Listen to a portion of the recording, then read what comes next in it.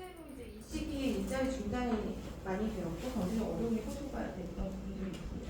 고령자 고용법이라는 이제 법률에서 사실 이 고용노동부 사업장을 이제 규정하고 있는 이걸 좀 더 확대할 필요가 있다는 얘기들이 있는 상황입니다.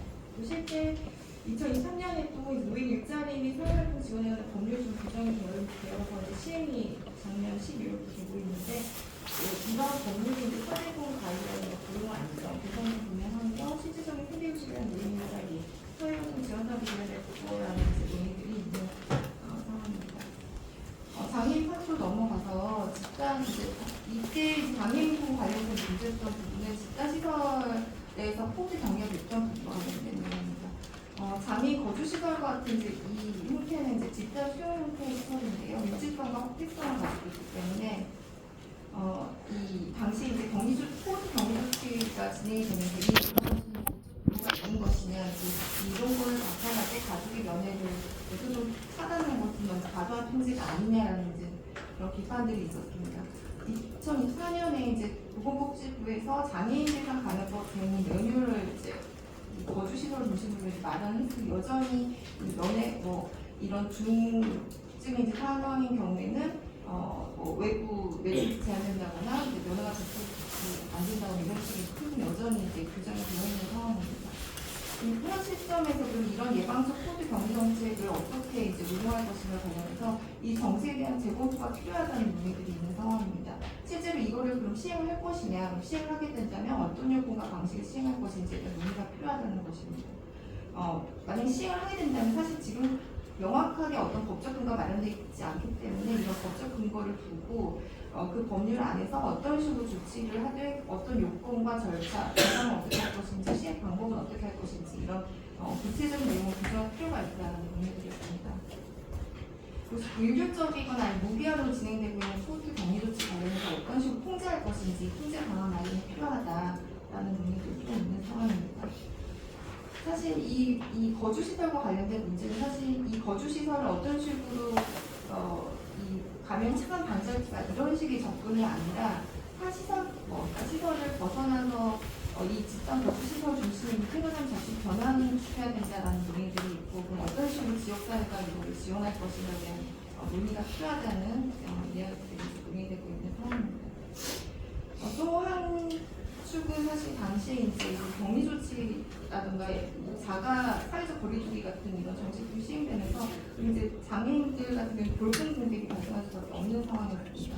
실제 이제 장애인 관리 시설들이 운영이 중단이 되고 공공서비스 지원이 사실 부족했고 결국에 돌봄이 다시 재가족과 가족들이 이제 부담해야 되는 이런 상황들이 있었던 것인데 이건 당시에 이제 장애인들 삶이나 이런 상황들을 제대로 구하지 못한 게 아니었냐라는 이제 논의들이 있었고 이건 역시 이제 국가의 책임을 어떤 식으로 강화시킬 것인가라는 이제 논의들이 있었고 통합 지원에 관한 돌봄 지원법이 이제 제정이 되면서 시행은 아직 이제 남아있습니다. 이걸 어떤 식으로 시행을 나갈 것인가 논의들이 좀 필요한 상황인 것으로 보였습니다. 건강통 관련해서도 사실은 장애인들 같은 경우는 예방이나 검진, 치료, 관리 이런 전반적인 과정에서 문제가 있었다. 그리고 장애인 건강권 및 의료가 접근성 보장이나 법률이 제정이 되는 시기에 이게 굉장히 효율적으로 운영이 된 건 아니었다라는 이제 그런 비판들이 좀 있었고요. 이동권 관련해서는 교통약자법이라든가 장애인차별금지법에서 관련된 내용을 규정하고 있긴 하지만 실제로 이때 코로나 시기에 예를 들어서 장애인들이 이용하는 콜택시가 그냥 이 감염 환자들 이송에 운용된다거나 이런 식의 이제 문제점도 있으면서 실질적으로 이동권을 보장하는 정책들이 마련해야 되는 게 아니냐라는 논의들이 있었습니다. 정보 접근권 보장과 관련해서는 이분도 마찬가지로 이 장애인분들 같은 경우는 실시간으로 정보라든가 긴급재난 문자라든가 이런 것들을 확인하는 게 어려운 상황이었다. 그 소통 방식에 이런 여러 가지 방법들을 이입하면서 정보 접근이 어려움이 있었다는 논의들이 있었고 이제 당시 사실은 장애인 대상 관련법 매뉴얼이 마련되어 있었지만 가이드라인이 불과하다 보니까 충분한 재정이나 인적증이 부족했다. 실질적인 현장에서 적응되지 못했다라는 비판들이 좀 있습니다. 이 정보 접근 관련해가지고 장애인 차별금지법이라던가 아니면 방송법 등의 이제 일부 규정이 있긴 한데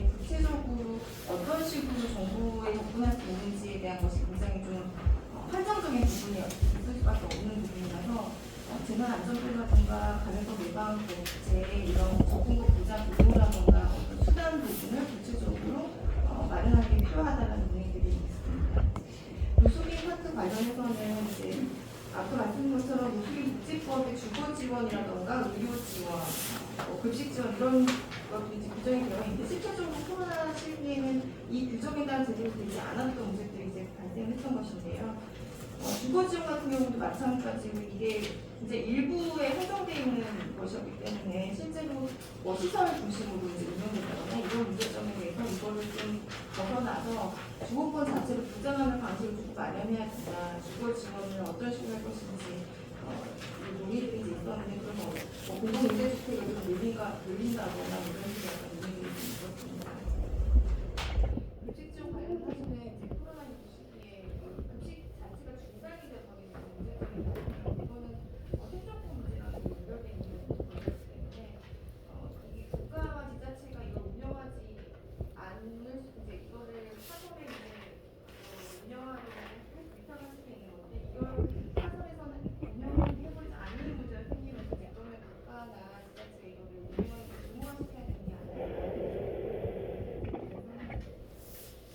의료진과 관련해서 이제 실제 노숙인 복지법을 보면 이 노숙인 분들이 의료 서비스를 받기 위해서는 여러 가지 절차들이 필요하고 무엇보다도 이제 노숙인 진료실로 지정되어 있는 병원만 이용할 수 있는 문제점들이 있습니다. 실제 이 코로나 시기 때 이런 지정되어 있는 병원이 굉장히 일부 지역에 한정되어 있었고 진료 방문도 한정되어 있고 실제 이제 공공병원들이 이제 많은데 이 부분이 이제 코로나 전담병원들을 같이 병행하게 되면서 사실은 노숙인 같은 경우는 기초적인 그런 것까지 이제 이용이 제한됐다라는 문제점들이 확인이 됐습니다.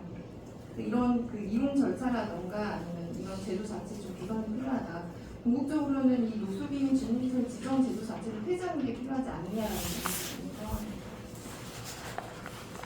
구조시설 수용자 지위 관련해서는 구조시설의 수용자는 건강보험 보장이나 의료 지원이 미흡했다, 사회적 거리두기가 불가능한 상황이고 특히 이제 감염 수용 문제는 사실 코로나19가 아니더라도 문제되는 있는 이제 논점이기도 한데요. 이때 이 시기에 이게 좀 더 문제점이 좀 강하게 확인될 수 있었던 부분이기도 합니다. 수용자가 물론 일부 기본권 제한될 수밖에 없겠지만 실제로 거리두기를 잘 수밖에 없겠지만 이 구분목적 발생하기 위한 이외에 어떤 그런 기본권 제한에 대한 시추선에 그체하자라는 논의들이 있습니다. 헌법재판소도 특히 구속시설에 수용되어 있는 이 수용자 같은 경우는 오히려 보호의 필요성이 일반 국민에 비해서 더 크다라고 이제 판단하고 있고 이 코로나19 시기에 이제 유인인권 신고대표사무소가 국가에 대해서 이제 자유가 박탈된 사람에게 이 의료 관련된 접근성 보장에 대한 조치를 취해야 된다라는 내용을 발표하기도 했습니다. 실제로 이제 구속시설 수용자를 어떤 식으로 보호했었는지 이제 보면은 이게 한일 환경, 밀폐 밀접 밀집의 환경이 있기 때문에 시설 구조 자체에 문제점이 있었고 과밀 수용 문제라든가 그다음에 수용자가 굉장히 고령자들이 많았고 만성질환 이런 게 많이 있는 상황입니다. 감염병 위기의 대응 체계가 굉장히 미비했다 당시에 교정본부 차원에서의 어떤 의료 컨트롤 차원과 부재했다라는 문제점들이 이제 그리고 이제 의료 인력이라든가 인프라가 부족했다. 그러니까 감염병 대응할 자원이라든가 정보가 부족한 상황이었다는 게 확인이 되었고 또 한편으로는 이 적경 교통권에 관해서 이게 이제 제한 조치되는 부분과 관련해가지고 이 부정하게 걸려서 받지 못했다는 의견도 있었는데 실제로 이제 백신 접종이 안 된 변호인과는 접견이 이제 제한된다거나 일반 접견실에서 접견을 해야 된다거나 이런 식의 문제점들이 좀 있었습니다. 실질적으로 그러면 수용자의 권리가 보장이 이제 이해된 거 아니냐라는 의견이 있었던 것입니다. 그리고 이제 이 수용자뿐만 아니라 교정시설 직원들의 같이 이제 감염이 되는 게 사실은 그 안에서의 문제가 아니라 지역사회가 다 연계되어 있는 문제점이다라는 게 한번 가장 확인된 문제입니다. 실제 이제 이 공공치소 관련해가지고 의료조치 소홀했던 신청해가지고 이거 보호의무 위반한 것이 아니냐라는 이제 그 진정이 있었고 여기에 대해서 이제 국가유권위원회가 이제 보호의무 위반이 맞다. 그리고 그래서 이제 업무 개선 공고한다거나 이런 식의 조치를 취하긴 했었습니다. 그리고 이 수용자들이 이제 본인들이 이제 공무원들의 진상 가시고 자기들이 바이러스 감염되었다라고 해서 국가상대 손해배상을 청구한 내용이 있었지만 이제 이 부분에 기각이 됐다고 수용자 보호를 위한 개선 방안 부분에서 사실 이 부분도 기존에 나왔던 논문도 좀 정리한 것인데 아까 앞서 봤듯이 이제 시설의 구조적 문제를 개선할 필요가 있다. 구조 자체 좀 재검토해야 된다라고 누린다 수용 면적을 조금 확대해야 된다.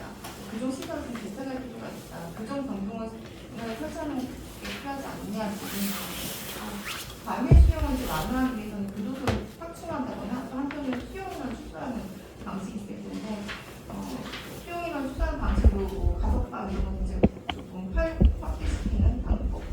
그다음에 이제 재범 방식으로는 너무나 당연한 그런 것들이 기본적으로 그리고 감염병이가 있었을 때 그 보호 체계라든가 생존할 상황을 만들어주는 게 필요하다는 그리고 이제 의료 인력이라든가 인프라가 굉장히 부족하기 때문에 좀 확대될 필요가 있다.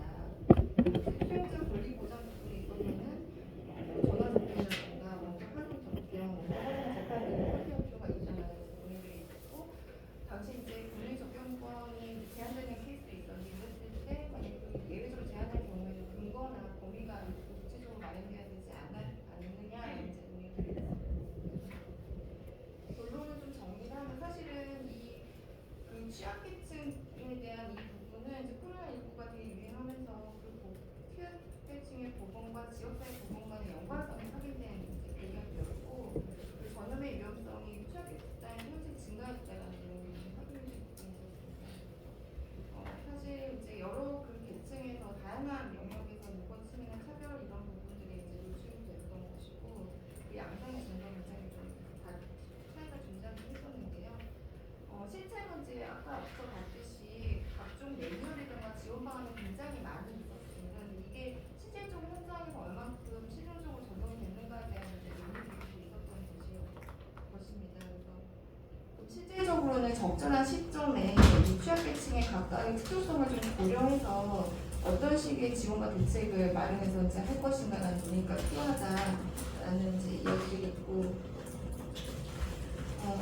결국에는 이제 각종 법률이라던가 정책 이런 것들이 마련됐을 때 이거를 한정된 자원을 가지고 어디에 어떤 부분을 조금 지원을 해서 실효성 확보해가지고 효과를 좀 극대화시킬 수 있는가 이런 논의들이 필요할 텐데 그러려면 결국에는 이 취약 집단을 어쨌든 가장 가까이에서 하고 있는 현장에 있는 사람들과 이 실제 이제 정책을 마련하고 하는 사람들 간에 어떤 식으로 이제 거버넌스를 구축해가지고 논의를 해나갈 것인가, 실질적인 방안 마련을 어떤 식으로 시스템화할 것인가라는 논의가 필요하다라는 그런 논의들을 하고 있는 상황입니다. 감사합니다.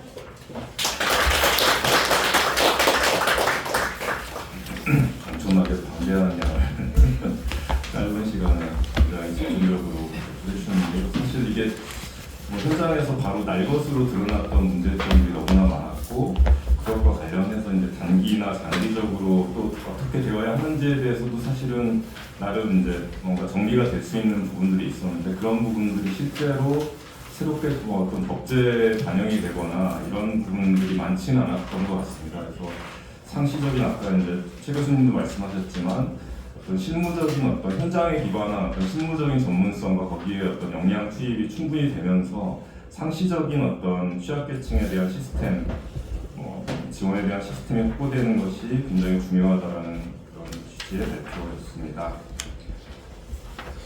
세 번째 발표는 박진표 변호사님께서 백신 패스, 격리 조치 그리고 정보 공개 등에 대해서 발표를 주시겠습니다. 박수로 맞이해주십시오. 저는 코로나19 격리 조치, 정보 공개, 백신 패스 이렇게 하겠습니다. 보고서의 책임자들은 지혜 이정민, 김민영, 교육감이 저와 이렇게 다양한 분들 참여했는데 저는 백신 패스를 지키겠습니다. 사실 다양한 부분을 어떻게 묶을까 좀 고민을 했었는데 조금 특징을 좀 개인하다 보니까 이게 이 정책들이 디지털 방역 권위주의로 볼 수 있겠다는 생각이 들었습니다. 일단은 이것들을 이제 방역 부분에서 권위주의적으로 평가하는 이런 것들 상당히 기술하고 느끼면서 디지털 방역 권위주의로 볼수 있을 것 같습니다. 30분. 사실 이제 코로나19 방역 조치에 대해서는 전 세계적으로 비슷한 조금 다르지만 비슷한 식으로 많이 조치가 이루어진 것 같습니다. 이제 그래서 이제 유럽 쪽에서 많이 비판했었고요. 이탈리아 차라든지 독일의 헌법에서 카스나 전체적으로 도움이 된다 이런 이슈도 있었고 또 독일 공화국 정서상 가장 심각한 정서치입니다. 이런 얘기가 있었습니다.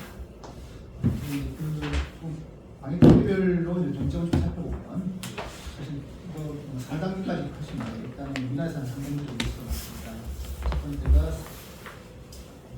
3T 검사, 추적, 정리, 사회적 거리두기, 백신 패스. 사실 사회적 거리두기야 대신 할 수 있는 게 또 검색, 물론 검색까지 이런 부분까지 각각의 증상을 보면 3T 경우에는 혼자 정보 분석에 사회적 편견 조작, 정리 조치, 사회적 거리두기 같은 경우는 집회 시위 자유, 종교의 자유, 사생활 자유, 영업 자유, 교육권. 백신 패스 같은 경우는 과학적 백신 접종, 국가 백신의 사적 분배, 사이버스, 접종 피해자, 접수가 됩니다. 이런 것들이 전달이 되는 것 같습니다. 하나씩 좀 주요한 것들이 좀 선택되어 있습니다.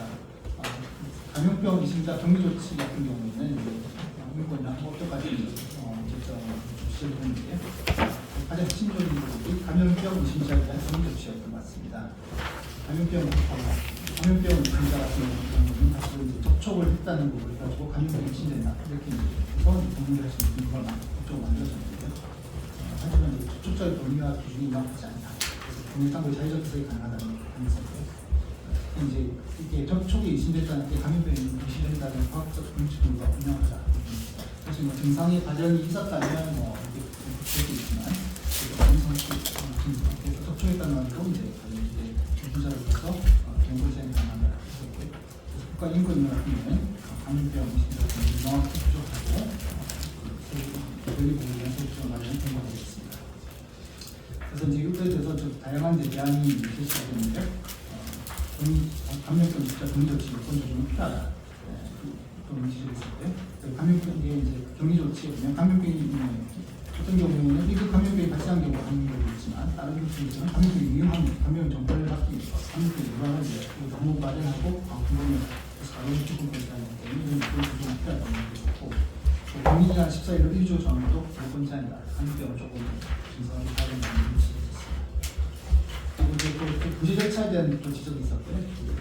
14일까지 부분에서 구제 절차는 구제되고 있고, 특히 격리 예정자의 이제 절차 권리가 불량되어집니다. 의견 제출을 하고 충실하고 답변하는 그런 주제를 줘야 된다. 법적 근거가 필요하다는 지적이 있습니다. 이제 일률적으로 하면서 승계의 지장 받는 분들까지 이제 견제하는 문제가 가까운 편에서 하는 있습니다. 그리고 형사자발에 대해서는 이번 격리 정치에서 법정형 상향에서 300만 원 다 의견 제한 징역 3,000만 원 3만 원 기존 300만 원에서 의견 제한 징역 3,000만 원까지 올렸었는데 감염병 환자하고 감염병 신자를 같이 칭하는 게 아니냐. 감염병 환자는 개별적 구체적인 구체적으로 생기는 거예요. 감염병 신자는 아직 추상적 수준이 아니냐. 그래서 동일하게 법정을 방송되어 일반적이다. 이런 지적이 있었고요. 또 이제 이게 감염병 환자든 신자든 범죄자가 아니고 처벌이 아니라 치료보호의 대상이 되는데 형사처벌과 하는 건 문제가 아닙니다. 그래서 이제 전체적으로 이제 간접범죄를 비범죄와 생명 조정이 필요하다는 그런 부분입니다. 다음으로 이제 정보 공개 문제점을 살펴보겠습니다. 진짜 이제 진짜 정성 공개가 특히 문제가 되는데 이제 지금 법상으로는 근거는 있는 것 같습니다. 감염병 예방법 76조에 의해서 이제 정보 주체의 상임 공개 대상이 아닌 것으로 이제 규정을 해놨는데 아마 이제 문제는 과잉 금지 원칙 위반되느냐에 대해서 한지에서 판단이 있었습니다. 그래서 이 부분은 이제 개별적 상황 규명을 예측해서 법적으로 구체적으로 부여하기 힘드니까 전문성을 가지고 고려 당국이 제대로 인정한다, 위헌은 아니다 이렇게 판단했습니다. 다만 이에 대해서 이제 이건 추상적인 어떤 법률에 대한 문제고요. 국가등권 인권위원회는 그럼에도 불구하고 감염병 의심자 정보 공개는 신주범이나 인권 청구에서 공개가 있었습니다. 광역병원 심자는 감염 환자에 위해서 감염과 확산 전파 위험이 많기 때문에 조금 더 신중하고 필요 최소한 범위를 제한해야 되고 인간 한체까지 인간 보호자로 제발 필요한 되겠습니다. 그래서 이제 결론적으로 말씀드리면 그 국가인권이 있는 것처럼 이 프라이버시나 미치 정보를 침해하는 분이 있기 때문에 필요 최소한을 할 수 있도록 좀 필요할 것 같습니다. 그리고 강제 조치에 대한 이 조치 같은 경우에는 크게 이제 집회 금지, 정규시설 집합 금지, 마스크 착용 그 외에 많습니다. 이 정도가 문제인데 집회 금지 같은 경우에는 이제 그 서울 행정법원 등에서 그 경찰서에 같은 경우는 무조건 전면적인 집회 금지, 코로나 확산 위험이 있다, 공무원 질서 위반한다, 이런 이유로 들어서 무조건적인 집회 금지를 하면 행정소송을 집행금지를 신청해가지고 조금 제한적인 집회를 했던 것으로 보입니다. 종교시설 같은 경우에도 이제 대한민국 이렇을 때 대법원 판결은 종교의 자유에 대해서 지금 질병 위험성을 때좀 종교 자유 제한할 필요가 있다는 그런 판결이 났습니다.